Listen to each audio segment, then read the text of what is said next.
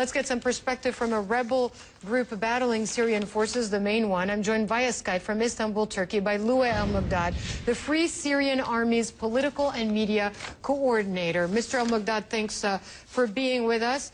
What is your reaction there to what the White House has said? Essentially that it believes the regime has used chemical weapons and that down the line it appears as though it would be willing to start arming the rebel forces. Actually, we have had several meetings in recent days, and in the next few days we will complete these meetings with a group of European and American officials.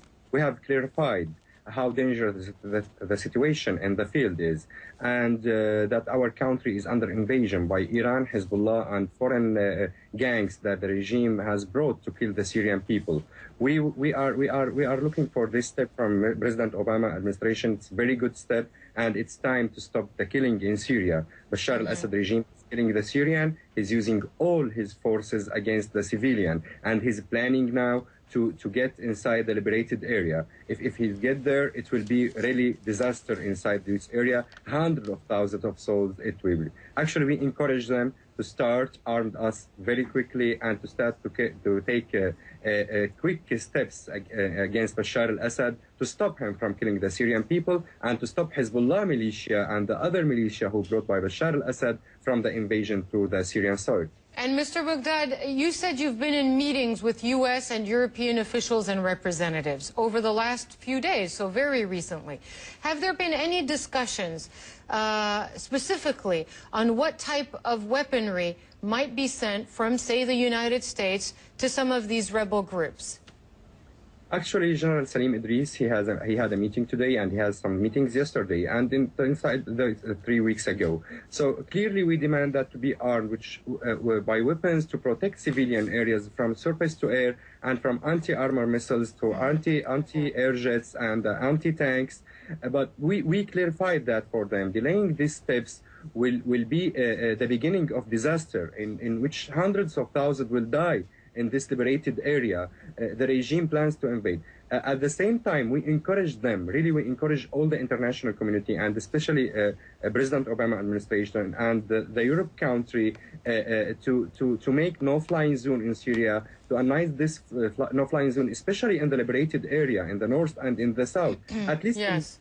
it will be a safe shelter, and it will stop the regime from using the ballistic missiles. And maybe we are warning today, maybe the regime will start to use these Scud missiles by unconventional warhead through this cities. But can I ask you, I just would like to just clarify something. Have these officials you've been meeting with, have there been any promises or concrete plans discussed for weapons delivery?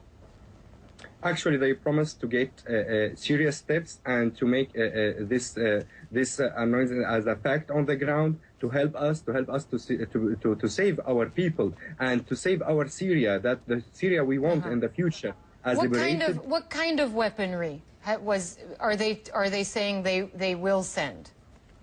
Let me be clear here. Till now, we didn't receive any weapons from the American government or from the Europe Council. But they promised that in the next few time, in short period of time, they will start. But they ask for some guarantees for those weapons to not to go to some extremist group or those people, the gangs who's not under the Free Syrian Army umbrella. We clarified that, and we make it very clear that we want to organize everything on the ground. We will not allow the extremist group to get any weapons, and we will not allow them to take the future of Syria. We want to build democratic and civil country in Syria, and we will not allow anyone to kill the people or to make anything against the human rights in Syria. But what kind of, I'm sorry to jump in because people are curious. They're asking what kind of weapons are we talking about? We know that you would like anti-aircraft weapons and a no-fly zone. That doesn't look like it's in the cards. When the U.S. is saying that they will start once they get guarantees, what kind of weapons are they saying they will send? Are we talking ammunition and small arms? Until now, the United States, the government of the United States, they sent for us some aids, some food basket for the people inside. For now, I don't think that they are going to give some heavy weapons. because they don't have still the clear decision to that. We want to cooperate with them and with even the European countries, especially with Britain and France, and we made some meeting with them. We need these weapons, we need anti-air jets, we need anti-tanks, and we need some armed cars. We need to protect the areas. But have they said, just to jump in, have they said, when they say we will send in the future arms if we get guarantees, are they talking about small arms here, ammunition and firearms, that kind of thing?